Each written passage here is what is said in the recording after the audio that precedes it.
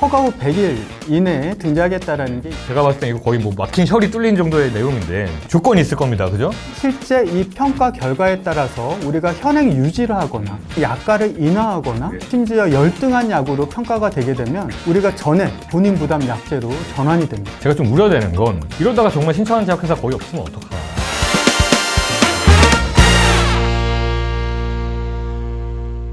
네, 안녕하세요. 데일리팜 어인호입니다. 오늘도 어기자의 급바보, 급여 바라보기 한번 시작해 보도록 하겠습니다.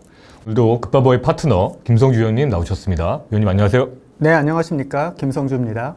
네, 저 또 죄송하다는 말 먼저 드리고 시작해야 될 것 같은데 저희 또 이번에 데일리팜 창간 이슈로 조금 더 늦게 찾아오게 됐습니다. 근데 저번에 저희가 예고는 드렸던 대로 저희 지금 이제 약가 개편한 내용들 갖고 조금씩 세부적인 내용들, 이슈가 되고 있는 내용들 다뤄가겠다고 약속을 드렸는데요.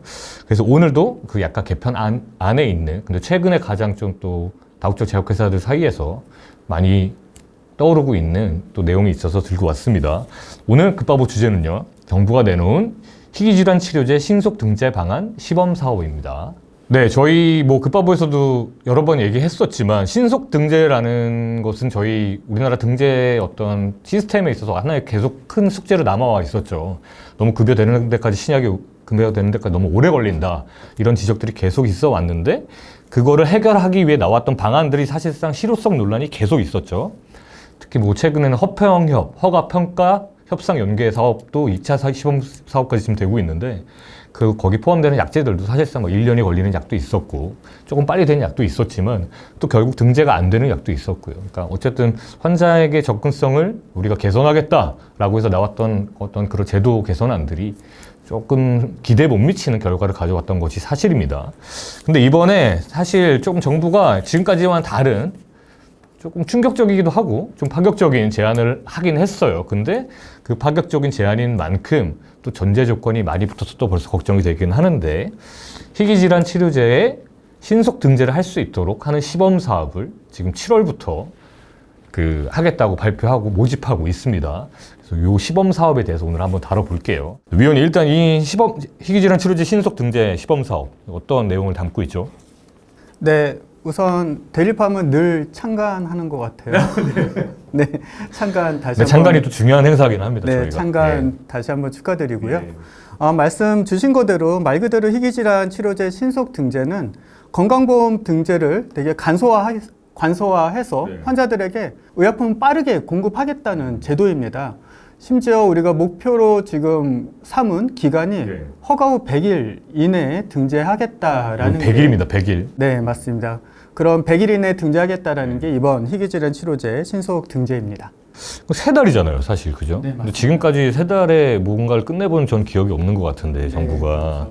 그만큼 이 3달 안에 할 수 있는 장치가 좀 있다는 얘기겠죠, 그죠? 네, 그렇죠. 예, 어떤 장치가 있죠? 네, 우선은 신속 등재를 하기 위해서는 뭐 기자님도 아시겠지만 경제성 평가를 해서는 답이 없어요. 네. 그렇기 때문에 경제성 평가는 하지 않고 지금까지 다 경평을 해왔죠, 사실. 네, 맞습니다. 경제성 평가 없이 임상적 유용성 위주로 평가를 하겠다라는 겁니다. 그리고 우리가 의약품에 대한 어떤 성과 관리를 위해서 사후 평가를 하겠다라는 거예요. 그래서 선 등재를 하고 우리가 자료를 모아서 후에 다시 평가를 하겠다라는 겁니다. 그래서 사후 평가가 경제성 평가가 될 수도 있고요. 그래서 사후에 평가를 하는 제도로 신속하게 등재를 해주겠다라는 게 이번 제도고요. 그렇기 때문에 경제성 평가가 없으니까 가격 협상을 하지 않고 외국 약가 기준으로 가격을 줘요. 그래서 우리가 A8개국 중에 3개국 이상 등재가 되어 있어야 되고 조정 최저가의 90% 수준으로 계약을 하겠다라고 얘기를 하고 있습니다. 그리고 또 하나가 총액을 씌우는데 우리가 보통 총액은 협상을 통해서 결정이 되는데 이거는 또 협상을 하지 않고 300억 이내에서 제약사가 제시한 금액으로 우리가 계약을 해주겠다라는 게 이번 제도의 특징입니다. 지금 약간 정신이 없습니다. 저 들으면서도. 이게 상당히 파격적인 내용이에요, 사실. 그러니까 조금만 풀어보자면 일단 경평을 안 하겠다는 겁니다. 그러니까 그리고 경평 면제 제도가 지금 있잖아요, 우리나라에. 경평 면제 제도한테 주는 금액을 일단 선등제 먼저 주겠다. 대신에 그리고 거기다 총액 협상도 총액 원래 경평 면제약은 무조건 총액 계약을 하게 되어 있잖아요. 그 부분도 저희 급법에 많이 다뤘으니까. 근데 300억 원 이내 안에서 제약회사가 신청을 하는 겁니다. 이렇게 해서 일단은 선등재를 해주고 나중에 평가를 다시 해보겠다라는 내용인데요. 이거가 사실 업계에서는 그동안 엄청나게 욕을 많이 했던 내용이긴 하죠. 그죠? 앞에서 좀 빨리 등재를 시켜주고 뒤에서 좀 타이트하게 보면 되지 않겠느냐 이런 얘기를 거의 뭐 한 10년 해왔습니다. 지금. 근데 이거를 지금 시범 사업으로 그래 니네 말한 거로 해주겠다 이런 것처럼 보여집니다. 지금. 근데 뭐가 있겠죠, 그죠? 네. 예. 근데 일단은 그것부터 알아보죠. 그러니까 뭐 시범 사업 대상도 이제 A8개국 그 안에 3개 등재가 되어 있으면 된다고 하고 지금 그렇게 해서 9월까지 심사해서 10월부터 시작하겠다는 내용이잖아요. 네, 맞습니다. 근데 자, 다 좋아요. 이제 뭐 제가 봤을 때 이거 거의 뭐 막힌 혈이 뚫린 정도의 내용인데 조건이 있을 겁니다. 그죠? 네. 예, 조건도 있을 거고 뒤에서 이제 어떻게 쪼겠다. 이런 것도 이제 우리 정부가 가만히 있을 정부는 아니잖아요. 여러 네, 가지 맞습니다. 방안을 갖고 나왔겠죠. 거기 어떤 내용들이 담고 있죠? 네, 우선은 시범 사업 대상은 말씀 주신 거대로 우리가 희귀질환 치료제이고 희귀암이 제외됐어요. 네. 그래서 희귀질환 치료제 그리고 희귀질환 중에서 산정 특례에 해당되는 질환이어야 되고요. 네. 그리고 허가를 받았거나 받고 있거나 받을 예정인 약제들. 그리고 말씀 주신 거대로 8개국 중에 3개국 이상 등재는 되어 있어야 되죠. 그리고 마지막으로 올해 약제급여 신청을 할 수 있는 약제여야 됩니다. 이런 게 시범사업 대상이긴 한데 뭐 말씀 주신 거대로 이게 시범사업 대상이고 심사를 하고 선정을 해서 10월부터 시행을 하게 되는 거죠. 근데 말씀 주신 거대로 이 신속 등재에 대한 어떤 장치, 사후 관리를 하는 부분이 가장 큰 제약이 RWE 근거 생산이에요. 네. 그래서 근거 생산 RWE 기억하시죠? 예. 실제 리얼월드 데이터 얘기하는 겁니다. 네, 맞습니다. 그래서 심평원이 레지스트리를 구축을 하고 자료를 수집하겠다라는 거고요. 그리고 그 사이에 제약사가 또 임상 관련된 자료들을 제출을 해야 돼요. 그래서 종합적으로 이런 근거 생산에 관련된 자료를 검토를 하고 우리가 이 4차년도부터 검토를 해서 이제 평가를 시작하게 되거든요. 네. 그래서 등재 후 5차년도에 실제 이 평가 결과에 따라서 우리가 현행 유지를 하거나 아니면 약가를 인하하거나 네. 아니면 심지어 열등한 약으로 평가가 되게 되면 우리가 전액 본인 부담 약제로 전환이 됩니다. 급여 삭제되는 거죠. 네, 맞습니다. 그래서 상당히 큰 안전장치가 있다라고 생각하시면 될 것 같습니다. 네, 이 얘기를 들으니까 또 너무 할 말이 많아지죠. 그러니까 다 좋아요. 앞에서 많이 열어줬어요. 근데 뒤에 지금 어마어마하게 잡아놨다는 얘기입니다. 어떻게 되는 거냐면 지금 일단 RWE는 이제 정부가 작년이었나요? 재작년부터 계속 이제 얘기를 꺼내왔죠. 근거 생산에 RWE를 활용하겠다. 그거에 대한 이제 그러니까 리얼월드 에비던스가 그래서 실제 그런 가치를 갖고 있느냐 이걸로 평가를 하는 게 정당하느냐 아니냐도 논란이 아직은 존재합니다. 그러니까 우리가 실제로 제약회사들이 대규모 삼성 연구를 진행해서 나오는 RCT 연구와 RWE 데이터의 근거 수준 이런 것도 굉장히 차이가 많이 난다는 얘기도 저희가 했었어요.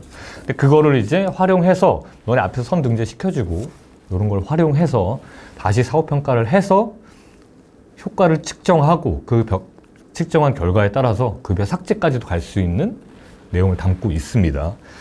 그럼 이게 지금 제약회사들 입장에서 나중에 어떻게 약가 인하가 될지도 잘 모르겠죠. 일단 등재를 해준다 그래서 가져가서 해보고 싶은데 지금 뒤가 좀 걱정되는 상황이 지금 발생하는 거거든요. 근데 여기에 또 제가 들은 게 하나가 더 있는 게 제가 이게 진짜 좀 너무 궁금한데 이거를 저도 공부를 좀 해보려고 해도 잘 아시는 분들이 없는 것 같더라고요. 이게 희귀질환 환자 치료 지속성 보장 계획이라는 걸 내야 됩니다. 제약회사가 이 시범 사업에 참가하려면 시범 사업 약제가 되기 위해서는 이게 뭐예요? 말 그대로 함부로 중단하면 안 된다라는 거죠. 이번 시범 사업에 선정이 되면 끝까지 좀 책임을 져달라라는 부분입니다. 그렇기 때문에 뭐 특별한 양식이 있는 건 아니고 아마 시범 사업에 선정이 되면 정부와 문구라든지 이런 부분에 대해서는 이제 조율이 되겠죠. 하지만 뭔가 어쨌든 시범 사업을 통해서 진행이 됐을 때 환자에 대한 어떤 책임 이런 부분으로 좀 저는 이해를 하고 있습니다. 근데 저는 이 부분도 상당히 문제가 될 수 있다고 보는 게 위원님 말씀하신 것처럼 지금 양식도 없고 제가 지금 최근에 만나뵌 그 마켓 억세스 분들도 이 얘기를 좀 하시더라고요. 그 로펌에 계시는 위원님처럼 로펌 계시는 분들도 이게 참 어떻게 해야 되는 부분인지 잘 모르겠다는 얘기를 많이 하셔서 생각이 드는 게 저는 이게 어쨌든 뭐 말은 좋아 보여요. 환자 치료 지속성 보장 계획을 내야 된다는 거 말 그대로 이 약을 이제 줬다가 뺏으면 안 되잖아요. 그러니까 그 환자들에게 계속 줄 수 있는 방안을 가져와야 된다는 얘기인데 이게 제약회사 입장에서는 또 굉장히 위험한 계약이 될 수도 있다는 느낌이 들거든요. 이거를 좀 분명히 정부랑 이걸 갖고도 협상을 할 거란 말이에요. 네, 맞습니다. 우선은 시범 사업이니까 아까 말씀하신 거대로 양식도 우선 내야 되는 제출 서류에 대한 목록은 있는데 어떻게 구성을 해야 되는지 조금 다들 어려워하고 있어요. 특히 약자 결정 신청서에 준하는 내용은 작성을 할 수 있는데 RWE 관련돼서는 가이드라인에 맞춰서 제시를 하라고 하는데 그게 경험이 사실상 없거든요. 그렇기 때문에 뭔가 샘플이 있거나 아니면 아까 말씀하신 거대로 보상 계획이라던 이런 것도 좀 양식 이런 것들이 추후에 좀 공개가 되면 좋을 것 같습니다. 정부가 이걸 공개하겠다는 얘기는 있었어요? 그런 얘기는 저는 들어보지는 못했어요. 그러니까 지금 다들 궁금해하는, 왜냐면 지금 8월까지는 다 이제 계속 신청을 받아야 되는데 이걸 어떻게 한다는 것인지가 조금 궁금한 부분은 아직 남아 있다는 거예요. 근데 이제 지금 뭐 가뜩이나 정부 또 인력도 없다고 하고 하는데 이거를 지금 시범 사업을 또 제대로 시작할 수 있을지에 대한 우려도 사실 있는 것 같아요. 그리고 제가 듣기로는 이런 부분 때문에 조금 신청을 망설이는 제약회사들도 좀 있는 걸로 저는 알고 있습니다. 그것뿐만이 아니고 우리가 RWE로 사실상 급여 삭제가 된다고 생각을 해보시면 그 급여 삭제가 정부가 어나운스를 하는 거거든요. 이 약제의 효과가 부족하다. 네. 그러면 글로벌 제약사, 특히 본사 입장에서는 정부가 우리의 약을 효과가 없다라고 딱 결정했다라는 게 상당히 큰 부담이 될 수밖에 없어요. 그렇기 때문에 사실 우리나라가 그렇게 했다는 사실이 또 알려질 수도 있고요. 그죠? 네, 맞습니다. 그렇기 때문에 그런 리스크를 갖고 신청할 수 있는 회사가 과연 얼마나 될지는 저도 조금 의문입니다. 네, 일단 지켜봐야 되는데 시간이 얼마 없어요. 그러니까 이게 계속 어떻게 나올 거거든요, 지금. 어떻게 되는지가 나올 텐데 좀 많이 지금 좀 어떻게 될지 진짜 귀추가 주목되는 시범 사업입니다. 하나만 더 여쭤볼게요. 근데 지금 이게 어쨌든 총액을 묶어야 되잖아요. 캡이 필수적인 거 물론 300억 원 안에서 내야 되는데 이게 암이 아니지 않습니까? 그러니까 암처럼 이제 환자가 좀 사망하거나 이런 유해 질환들은 좀 약제비라는 것을 감안하는다, 그러니까 좀 우리가 예측하건대라는 말이 좀 쉽게 어느 정도는 가능한데 희귀질환은 또 기대 유명이 또 다른 영역들이 많잖아요. 또 이런 부분에서 총액을 어떻게 설정해야 될지도 조금 애매할 수 있을 것 같아요. 네, 맞습니다. 암 같은 경우에는 우리가 이제 환자분들이 들어오는 환자분들도 있고 나가는 환자분들이 있어서 어느 정도 유지가 되는 경향이 있어요. 근데 만약에 희귀질환에서 특히 이 약의 효과가 좋아가지고 기대감을 상당히 늘린다라고 하면 환자가 계속 누적될 수밖에 없거든요. 근데 뭐 아시겠지만 총액이 지금 계속 문제가 되는 이유가 넘어선다고 해서 조정을 하거나 그럴 수가 없어요. 계약 기간 내 그냥 고정이거든요. 그래서 만약에 등재 초기에 넘어선다라고 하면 그 회사는 계속 환급을 해야 되는 상황이 발생합니다. 계속 뱉어야 되는 거잖아요. 네, 맞습니다. 그렇기 때문에 사실은 비즈니스를 유지할 수 있을지 어떤 문제까지 이어질 수 있는 상황이 되는 거거든요. 지금 항암제에서도 유지가 된다라고 우리가 얘기를 하고 있지만 막상 효과가 좋은 약은 총액을 쉽게 넘어서고 있어요. 맞아요. 그런 사례가 지금 문제가 되고 있기 때문에 특히 희귀질환 신속등재가 조금 안착을 하기 위해서는 어떤 이런 조정 기전이 좀 있어야 되지 않을까라는 생각을 하고 있습니다. 이게 약간 좀 재밌는 게 예전에 또 재밌는 흐름이긴 한 게 예전에 캡을 넘어서는 약들이 많지 않았거든요. 진짜 거의 없었어요. 거의 없었다고 해도 과언이 아니었는데 요새는 속출하고 있습니다. 특히 항암제들도 약간 효과가 좋아지다 보니까 계속 사는 거예요, 환자가.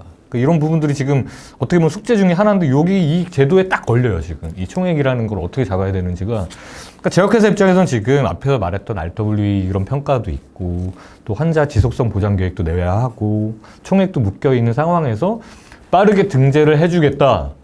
경표 면제 가격 주고 A8 조정가로 해주겠다라는 이 매력적인 하나를 믿고 갈 거냐 말 거냐를 선택해야 되는데 이게 얼마나 잘 될 수 있을지 잘 모르겠다는 거죠, 지금. 그래서 시범 사업일 것 같아요. 네, 아마도 많은 문제점이 나타나게 될 거고, 네, 본 사업으로 전환하려면 많은 해결 방안이 필요하게 될 것 같습니다. 근데 아마 정부도 또 이걸 말 그대로 시범 사업이니까 해 나가면서 제가 업계랑 많이 조정을 해 나가겠죠. 근데 이제 제가 좀 우려되는 건 이러다가 정말 신청한 제약회사 거의 없으면 어떡하나. 이걸 좀 굴려봐야, 제대로 굴려봐야 정부도 파악을 하실 텐데, 여튼 뭐 지금 뭐 KRPI도, 그러니까 글로벌 의학산업협회도 많이 회원사들한테 권장하고 있다고 하고, 제약회사들도 많은 고민이 있는 걸로 압니다. 근데 이제 뭐 할까 말까 좀 망설이시는 회사들도 있는 것 같은데, 그래도 어느 정도 이제 좀 몇 군데라도 참여를 해서 같이 얘기 많이 하면서 좀 의견 교환해서 이 시범 사업이 나중에 본 사업이 되었을 때 진짜 이제 환자 접근성 개선에 큰 도움을 주는 활용 방안이 되길 한번 기대해 보겠습니다. 어기자의 극바보 오늘 여기까지 하겠습니다. 감사합니다. 네, 감사합니다.